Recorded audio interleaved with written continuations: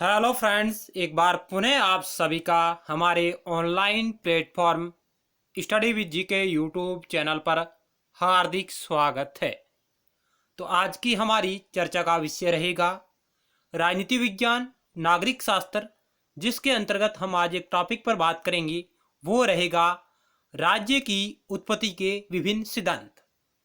इससे संबंधित महत्वपूर्ण बिंदु एवं प्रश्नों के बारे में बात करेंगे। तो आइए शुरुआत करते हैं। यदि आप पहली बार हमारे YouTube channel study with GK को देख रहे हैं और आपने अभी तक इसे सब्सक्राइब नहीं किया तो आप इसे जरूर सब्सक्राइब करिए और पास बने बेल के आइकन यानी घंटे को भी जरूर दबाइए, ताकि नेक्स्ट टाइम वीडियो सीरीज का नोटिफिकेशन आपके पास तुरंत पहुंच जाए। इसके अलावा आप हमारे YouTube चैनल की प्लेलिस्ट पर जाइएगा, जहां आपको राजनीति विज्ञान और नागरिक शास्त्र से संबंधित अलग अलग प्लेलिस्टों के माध्यम से महत्वपूर्ण वीडियो सीरीज उपलब्ध है, वहां आपको देखने को मिलेगी। तो आइए आज की क्लास को शुरू करते हैं।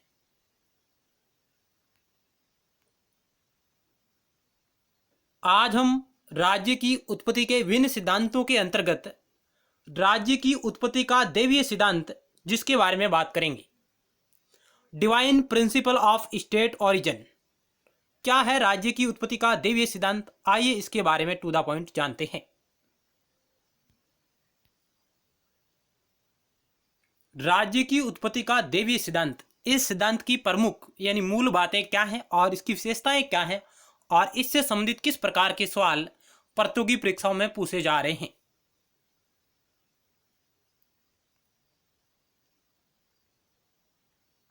राज्य की उत्पत्ति के संबंध में प्रचलित यह सिद्धांत सबसे अधिक प्राचीन है, यानी राज्य की उत्पत्ति का दैवीय सिद्धांत है जो सबसे प्रचलित और प्राचीनतम सिद्धांत माना जाता है। इस सिद्धांत के अनुसार राज्य मानवीय नहीं बल्कि ईश्वर द्वारा स्थापित संस्था है। कहने का मतलब यह है कि जो राज्य का निर्माण है वो मानव द्वारा नहीं हुआ है, वह ईश्वरीय देन है। ईश्वर के द्वारा निर्मित एक संस्था है, न कि मानव के द्वारा।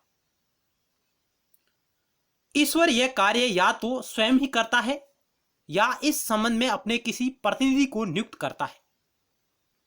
जो राज्य की दैवीय उत्पत्ति का सिद्धांत है वो मानता है कि राज्य एक ईश्वर द्वारा स्थापित संस्था है, या तो वह ईश्वर द्वारा निर्मित है या फिर ईश्वर किसी प्रतिनिधि के माध्यम से इस राज्य की स्थापना करता है।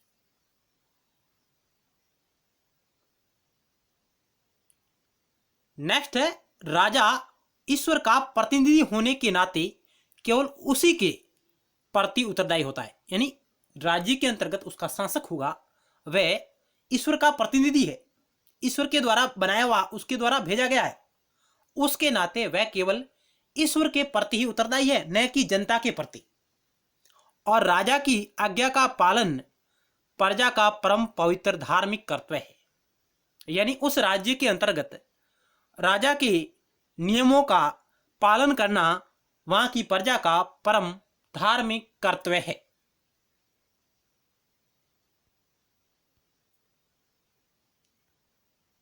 आप इस स्लाइड को वीडियो को रोक करके आसानी से पढ़ सकते हैं।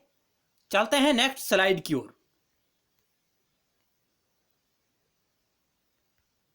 अब हम बात करेंगे राज्य की उत्पत्ति का दैवीय सिद्धांत के प्रमुख तत्व या इसकी विशेषता। इस सिद्धांत की प्रमुख विशेषता क्या है? पहली विशेषता की बात करें तो राज्य मानव कृति नहीं वरन ईश्वरीय सृष्टि है, यानी राज्य का निर्माण मानव के द्वारा कृत्रिम रूप से नहीं हुआ है, बल्कि यह ईश्वर के द्वारा बनाया गया है। ईश्वर के द्वारा इस राज्य की रचना हुई है। यह बात कौन करता है? यह राज्य की उत्पत्ति का दैवीय सिद्धांत करता है। मित्रों, राज्य शक्ति का प्रादुर्भाव ईश्वर द्वारा हुआ है। तो ये बिल्कुल विशेषता आपको ध्यान में रहनी चाहिए कि राज्य की उत्पत्ति का दैवीय सिद्धांत की प्रमुख विशेषता है निम्नलिखित में से। तो राज्य मानव कृति नहीं वरन ईश्वरीय सृष्टि है। राज्य शक्ति का प्रादुर्भाव ईश्वर के द्वारा हुआ है, न कि जनता के द्वारा, न कि राजा के द्वारा। ईश्वर ही राजाओं को शक्ति प्रदान करता है, न कि जनता। यानी राजा को शक्ति कौन प्रदान करेगा? ईश्वर करेगा, न कि जनता प्रदान करेगी। किस सिद्धांत के अनुसार? राज्य की उत्पत्ति के दैवीय सिद्धांत के अनुसार। जिस प्रकार ईश्वर का प्रत्येक कार्य अनिवार्य रूप से सृष्टि के हित में होता है, यानी ईश्वर जो भी कार्य करता है वो सृष्टि के अनुकूल करता है, लोगों के अनुकूल करता है, जनता के अनुकूल करता है। उसी प्रकार राजा के सभी कार्य ठीक, न्यायसंगत और आवश्यक रूप से जनता के हित में होते हैं। यानी इस सिद्धांत का मानना है कि जिस प्रकार ईश्वर का प्रत्येक कार्य सृष्टि के हित में होता है, सृष्टि के मानव कल्याण के लिए होता है, उसी प्रकार राजा के सभी कार्य न्यायसंगत होने चाहिए और आवश्यक रूप से जनता के हित में होने चाहिए, जनता के कल्याणकारी कार्य होने चाहिए। इस प्रकार की बात करता है राज्य की उत्पत्ति का देवी सिद्धांत। आप इस स्लाइड को आसानी से पढ़ सकते हैं। चलते हैं नेक्स्ट स्लाइड की ओर। आगे हम बात करें कि राज्य की उत्पत्ति के देवी सिद्धांत की और क्या प्रमुख विशेषताएं हैं, तो चौथी विशेषता आती है कि राज सत्ता पैतृक होती है, अर्थात पिता के बाद पुत्र सत्ता का अधिकारी होता है। यानी जो राज्य की उत्पत्ति का देवी सिद्धांत है, यह क्या कहता है कि राज सत्ता पैतृक होती है, अर्थात पिता के बाद पुत्र है जो सत्ता का अधिकारी होता है, उत्तराधिकारी होता है, यानी सत्ता वंशानुगत होती है। राजाओं की आलोचना और निंदा धर्म के विरुद्ध है। यानी इस सिद्धांत के अनुसार यदि आप राजा की आलोचना करते हैं, निंदा करते हैं, तो वो क्या है, धर्म के विरुद्ध है, ईश्वर के विरुद्ध है। राजा की आलोचना ही ईश्वर की आलोचना मानी जाएगी, यह सिद्धांत कहता है। राजा के बारे में आप जितना बुरा सोचोगे उतना ही बुरा ईश्वर के प्रति होगा। नेक्स्ट पॉइंट कहता है कि इस बात के आधार पर जेम्स प्रथम ने कहा कि ईश्वर क्या करता है, इस पर विवाद करना नास्तिकता तथा पाखंड है। जेम्स प्रथम इंग्लैंड का राजा था। उन्होंने कहा कि इस बात के आधार पर जेम्स प्रथम ने कहा कि ईश्वर क्या करता है, इस पर विवाद करना नास्तिकता तथा पाखंड है। इसी प्रकार प्रजा के हृदय में राजा के कार्यों के प्रति आलोचना का भाव होना अथवा उसके द्वारा यह कहा जाए कि राजा यह कर सकता है और यह नहीं कर सकता, राजा का अपमान, अनादर और तिरस्कार करना है, उनका यह कथन है पूरा, जो राजा के बारे में वर्णन करता है कि ईश्वर क्या करता है, इस पर विवाद करना नास्तिकता तथा पाखंड है। और इसी प्रकार प्रजा के हृदय में राजा के कार्यों के प्रति आलोचना का भाव होना, जब प्रजा के हृदय के अंदर राजा के कार्यों का आलोचना के भाव पैदा होंगे या प्रजा के द्वारा यह कहा जाएगा कि राजा यह नहीं कर सकता, राजा के द्वारा यह किया गया कार्य उचित नहीं है, अनुचित है, तो राजा का अपमान, अनादर और तिरस्कार करना होगा।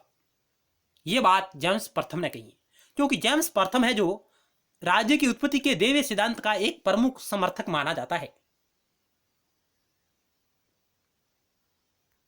चलते हैं नेक्स्ट स्लाइड की ओर, आपकी स्क्रीन पर रही ये।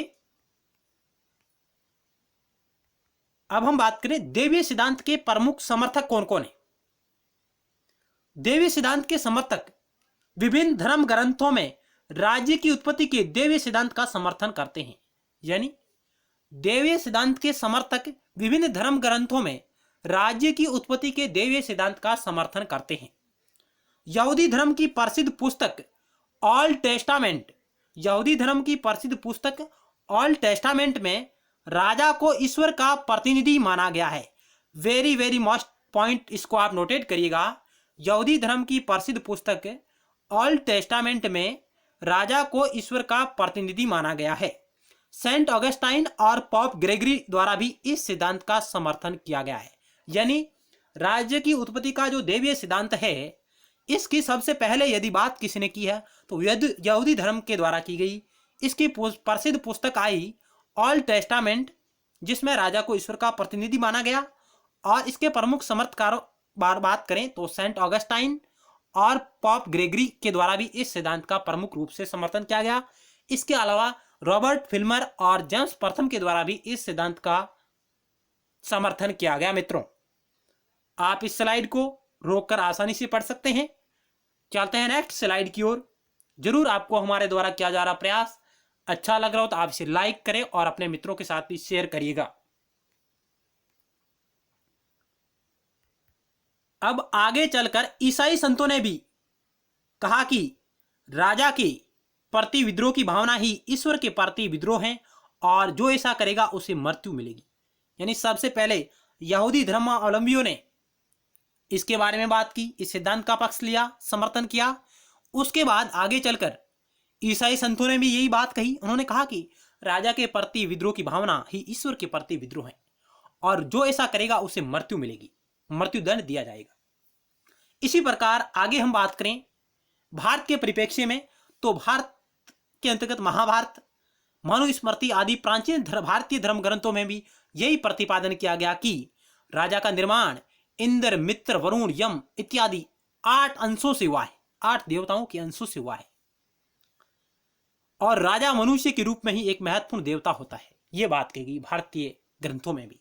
यानी भारत के जो प्राचीन धार्मिक ग्रंथ है वो भी इस राज्य के देवीय उत्पत्ति सिद्धांत का समर्थन करते हैं। जैसे महाभारत, मनुस्मृति, प्राचीन भारतीय ग्रंथ, जिनमें यह बात स्पष्ट रूप से सामने आती है कि राजा का निर्माण 8 तत्वों से हुआ है, जिनमें इंद्र, मित्र, वरुण, यम इत्यादि इत्यादि शामिल है। और राजा मनुष्य के रूप में एक महत्वपूर्ण देवता है और राजा के कार्यों का और राजा का अपमान करना ईश्वर का अपमान होगा। यह बात इन ग्रंथों में कही गई है। आगे चलते हैं नेक्स्ट स्लाइड की ओर। इस सिद्धांत के सबसे प्रबल समर्थक 17वीं सदी में स्टुअर्ट राजा जेम्स प्रथम द्वारा अपनी पुस्तक लॉ ऑफ मोनार्की में किया गया। यानी जेम्स प्रथम इंग्लैंड के राजा रह चुके हैं और इस सिद्धांत के सबसे प्रमुख कह सकते हैं कि समर्थक रहे हैं।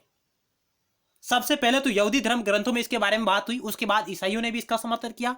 आगे चलकर 17वीं सदी में जेम्स प्रथम के द्वारा पूर्ण रूप से इसका समर्थन किया गया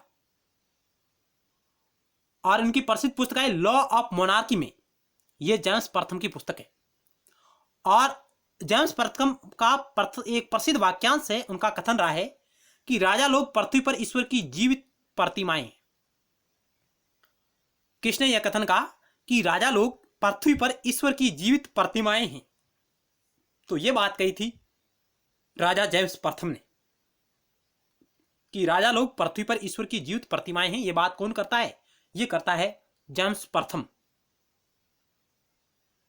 और हीगल जैसे विचारक भी कहते हैं कि राज्य है जो पृथ्वी पर ईश्वर का क्या है? अवतरण है, अवतार है।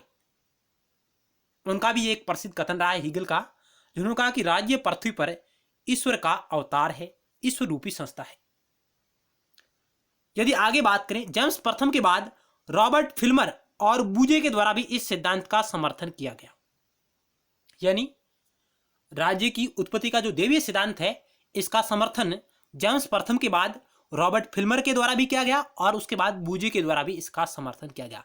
लेकिन जब उदारवाद का उदय हुआ 16वीं शताब्दी में, जॉन लोक जैसे विचारक सामने आए तो उन्होंने राज्य की उत्पत्ति के देवीय सिद्धांत को एकदम नकार दिया, उसकी आलोचना की।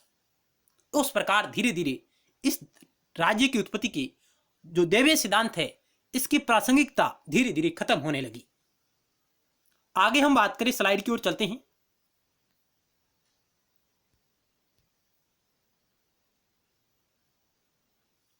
इस प्रकार यह सिद्धांत धीरे धीरे अपनी प्रासंगिकता खो बैठा, क्योंकि यह सिद्धांत कहता है कि राजा है जो ईश्वर का प्रतिनिधि है और राजा के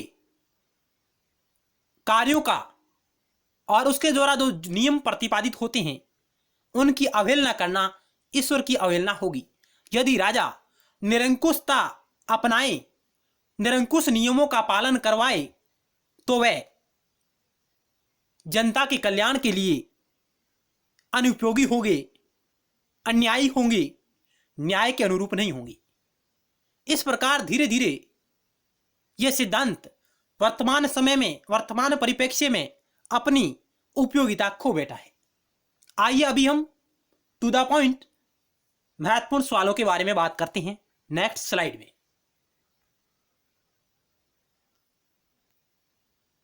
पहला सवाल आपकी स्क्रीन पर रहा, ये राज्य की उत्पत्ति का सबसे प्राचीनतम सिद्धांत कौन सा है? विकासवादी सिद्धांत, देवी उत्पत्ति का सिद्धांत, शक्ति सिद्धांत, पितृसत्तात्मक तथा मातृसत्तात्मक सिद्धांत। पहला सवाल आपकी स्क्रीन पर रहा कि राज्य की उत्पत्ति का सबसे प्राचीनतम सिद्धांत कौन सा है। अभी हमने बात की, ऑप्शन बी राइट होगा, देवीय उत्पत्ति का सिद्धांत।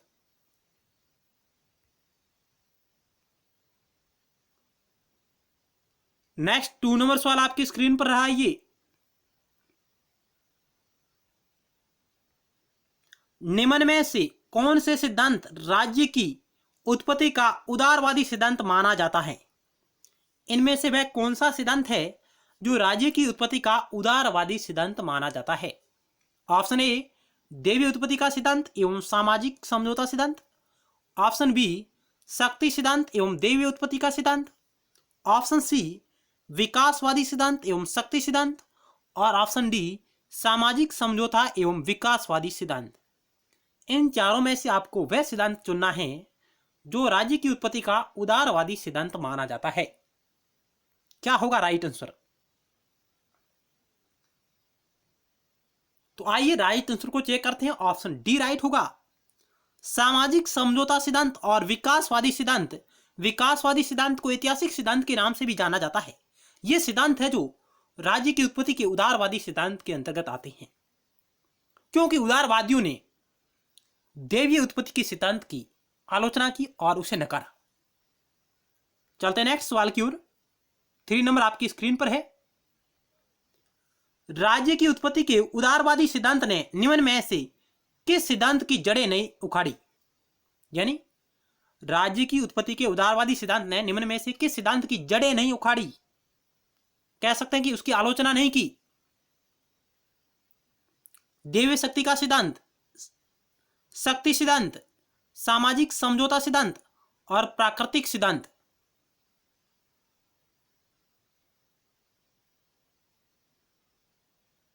तो राइट आंसर का ऑप्शन सी सामाजिक समझौता सिद्धांत। ऑप्शन सी राइट होगा। नेक्स्ट सवाल 4 नंबर आपकी स्क्रीन पर रहा,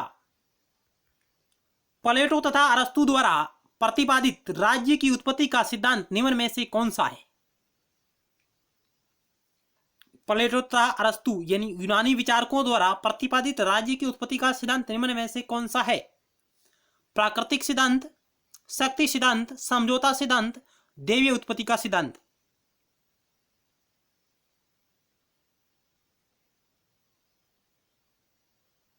ऑप्शन आपका ए राइट होगा, प्राकृतिक सिद्धांत।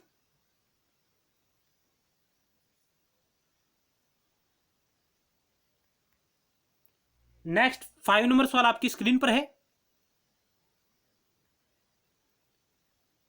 राज्य का निर्माण ठीक उसी तरह स्वाभाविक तथा प्राकृतिक है जिस तरह मानव का जन्म। राज्य की उत्पत्ति के बारे में उक्त धारणा में निम्न में से कौन से विचारक विश्वास करते हैं। यानी राज्य का निर्माण ठीक उसी तरह स्वाभाविक है तथा प्राकृतिक है जिस तरह मानव का जन्म, यानी जिस तरह मानव का जन्म होता है उसी प्रकार राज्य के निर्माण स्वाभाविक तथा प्राकृतिक है जिस तरह मानव का जन्म। राज्य की उत्पत्ति के बारे में उक्त धारणा में निम्न में से कौन से विचारक विश्वास करते हैं। हीगल तथा ग्रीन, रूसो तथा लोक, प्लेटो तथा अरस्तु, हॉब्स तथा लोक। क्या होगा राइट आंसर इस सवाल का, आप बताइएगा।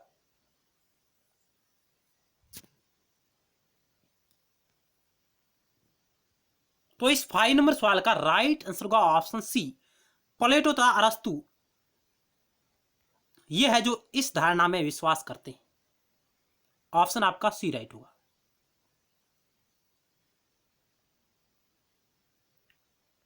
नेक्स्ट 6 नंबर सवाल आपकी स्क्रीन पर है,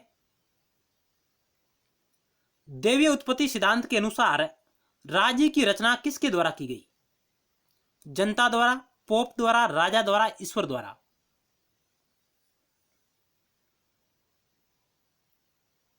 तो राइट आंसर का ऑप्शन डी ईश्वर के द्वारा। यह सिद्धांत कहता है कि राज्य की रचना ईश्वर के द्वारा हुई है और राजा है जो ईश्वर का भेजा गया एक प्रतिनिधि है। ऑप्शन आपका डी राइट हुआ।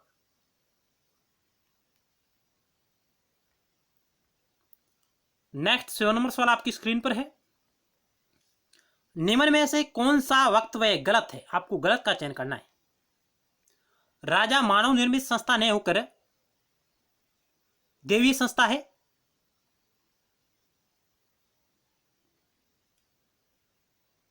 यानी आपको राज्य की उत्पत्ति के देवीय सिद्धांत के बारे में गलत कथन का चयन करना है। या राजा की जगह राज्य है।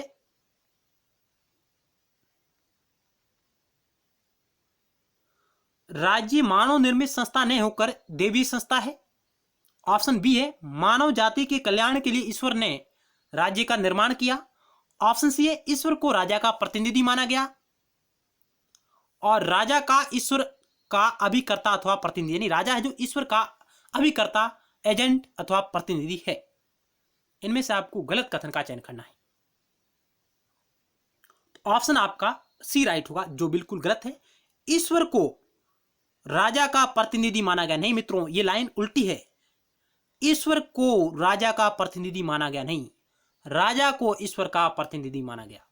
लाइन ये होनी चाहिए थी, राजा को ईश्वर का प्रतिनिधि माना गया। इसलिए आपका ऑप्शन सी है जो बिल्कुल गलत है। बाकी बिल्कुल सही है कि राज्य मानव निर्मित संस्था नहीं होकर एक देवीय संस्था है। मानव जाति के कल्याण के लिए ईश्वर ने राज्य का निर्माण किया, ये बात बिल्कुल सही है। और राजा ईश्वर का अभिकर्ता अथवा प्रतिनिधि है, ये बात भी बिल्कुल सही है। और ईश्वर को राजा का प्रतिनिधि माना गया नहीं, राजा को ईश्वर का प्रतिनिधि माना गया। ऑप्शन सी आपका गलत है। चलते हैं नेक्स्ट सवाल की ओर।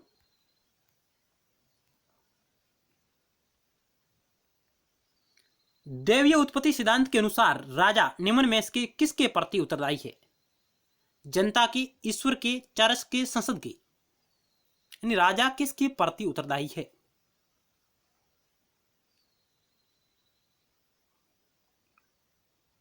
ऑप्शन आपका बी राइट होगा, ईश्वर के प्रति वह उत्तरदायी है, क्योंकि वह ईश्वर के द्वारा भेजा गया है, ईश्वर के द्वारा नियुक्त हुआ है राजा, ईश्वर का प्रतिनिधि है, उसके नाते वह ईश्वर के प्रति क्या है? उत्तरदायी है राजा।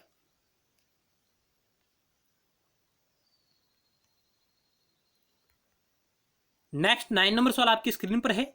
राज्य की उत्पत्ति के देवीय सिद्धांत के सर्वप्रथम प्रवर्तक थे? पारसी, यहूदी, ईसाई, हिंदू? क्या होना चाहिए 9 नंबर सवाल का राइट आंसर है?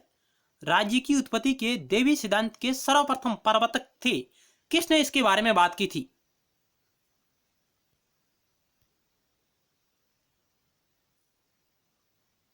आइए राइट आंसर को चेक करते हैं। ऑप्शन आपका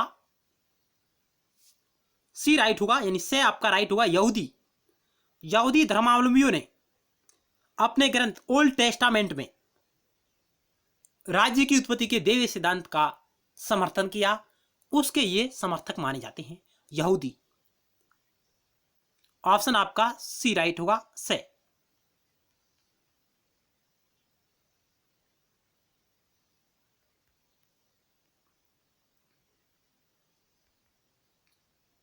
निम्न में से कौन राज्य को मनुष्य की स्वाभाविक या प्राकृतिक संस्था मानते हैं? राज्य मनुष्य का स्वाभाविक या प्राकृतिक संस्था है, यह बात किसने कही? हिंदुओं ने, यूनानियों ने, यहूदियों ने, रोमन ने? ऑप्शन आपका सी राइट होगा, यूनानी विचारक प्लेटो प्लस अरस्तु, इन्होंने इस धारणा में अपना विश्वास व्यक्त किया कि राज्य को मनुष्य की स्वाभाविक या प्राकृतिक संस्था होनी चाहिए। यूनानी विचारकों ने इस धारणा में अपना विश्वास व्यक्त किया। ऑप्शन आपका सी राइट हुआ। चलते हैं नेक्स्ट सवाल की ओर।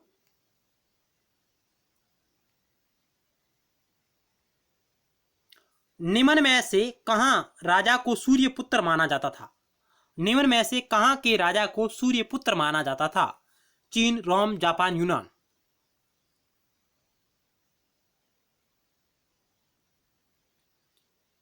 कहां के राजा को सूर्य के पुत्र के समान दर्जा प्राप्त था? ऑप्शन आपका जापान होगा। जापान को उगते हुए सूरज का देश भी कहा जाता है और यहां के राजा को सूर्य पुत्र माना गया।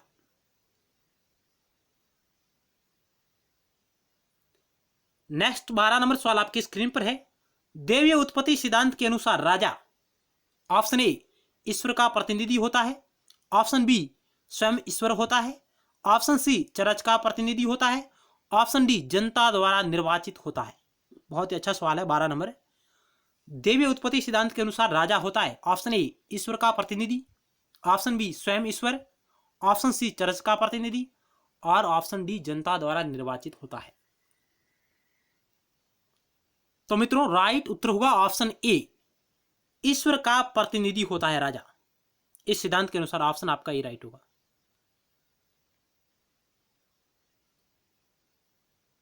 चलते हैं नेक्स्ट सवाल की ओर। इंग्लैंड के किस राजा या रानी का शासन दैवीय उत्पत्ति सिद्धांत की मान्यता पर आधारित था?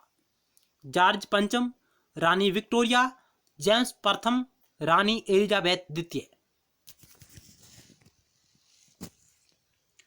इंग्लैंड के किस राजा या रानी का शासन दैवीय उत्पत्ति के सिद्धांत की मान्यता पर आधारित था? तो राइट उत्तर होगा ऑप्शन सी जेम्स प्रथम का, क्योंकि वह राज्य की दैवीय उत्पत्ति के सिद्धांत का प्रमुख समर्थक रहा है। ऑप्शन सी राइट होगा। चलते हैं नेक्स्ट सवाल की ओर।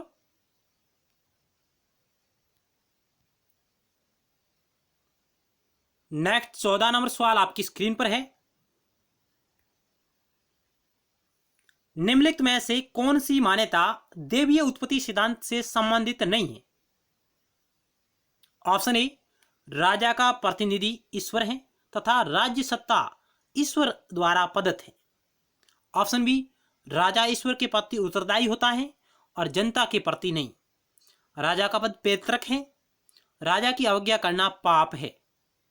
इनमें से आपको उसका चयन करना है जो इस सिद्धांत से संबंधित नहीं है।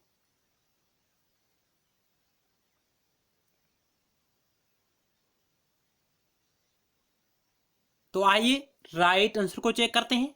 ऑप्शन आपका ए राइट होगा कि राजा का प्रतिनिधि ईश्वर है। यह बात बिल्कुल गलत है। यहां तक ईश्वर का प्रतिनिधि राजा है।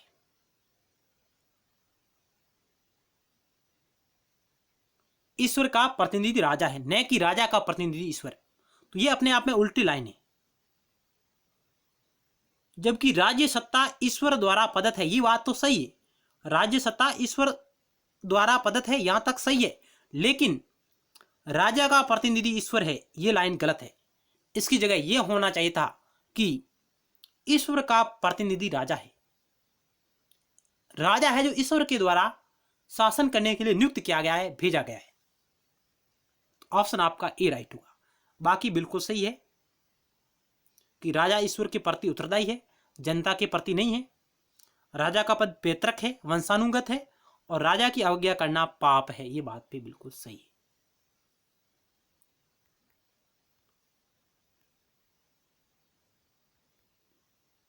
राज्य की उत्पत्ति के निम्न सिद्धांतों में से आगे चलकर किस सिद्धांत की परिणति राजाओं की निरंकुशता में हो गई? यानी इनमें से कौन सा सिद्धांत है जिसके तहत आगे भविष्य में धीरे धीरे राजा निरंकुश होने लग गए? मात्र सिद्धांत, देवी सिद्धांत, शक्ति सिद्धांत, समझौतावादी सिद्धांत।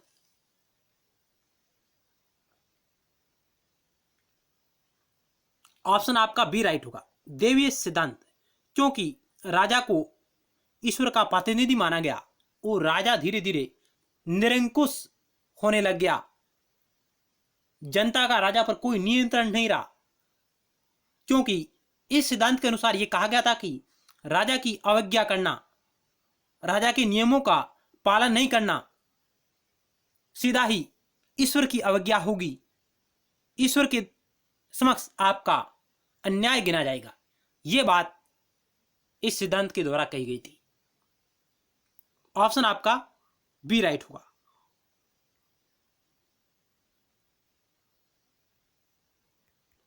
आगे 16 नंबर सवाल आपकी स्क्रीन पर है। राजाओं को देवता कहना बिल्कुल ठीक है क्योंकि वे पृथ्वी पर देवी शक्ति की तरह ही व्यवहार करते हैं। यह कथन निम्न में से किसका है? यानी राजाओं को देवता कहना बिल्कुल ठीक है क्योंकि वे पृथ्वी पर देवी शक्ति की तरह ही व्यवहार करते हैं? जेम्स प्रथम, बिस्मार्क, हिटलर, प्लेटो। ऑप्शन आपका ए राइट हुआ, जेम्स प्रथम का ये कथन है।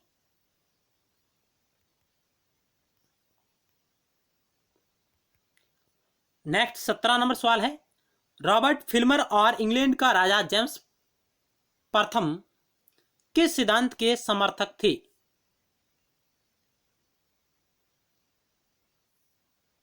रॉबर्ट फिल्मर और इंग्लैंड का राजा जेम्स प्रथम किस सिद्धांत के समर्थक थे?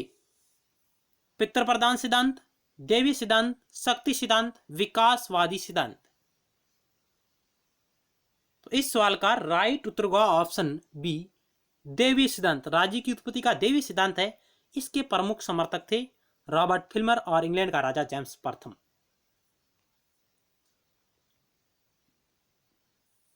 अगला 18 नंबर सवाल आपकी स्क्रीन पर है, सोफिस्ट विचारकों के दर्शन से राज्य की उत्पत्ति के किस सिद्धांत का प्रतिपादन होता है?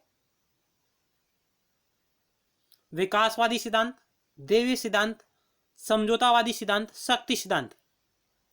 सोफिस्ट विचारकों के दर्शन से राज्य की उत्पत्ति के किस सिद्धांत का प्रतिपादन होता है? ऑप्शन आपका डी राइट होगा, शक्ति सिद्धांत का। आगे भी हम समय के अनुसार समय समय पर राज्य की उत्पत्ति के अन्य सिद्धांतों के बारे में भी चर्चा करने की कोशिश करेंगे। आगे आपके समक्ष 19 नंबर सवाल रहा,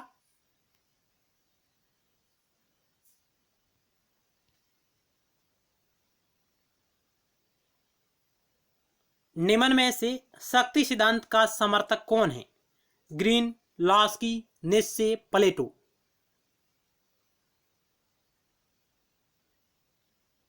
ऑप्शन आपका बी राइट होगा, निस्से।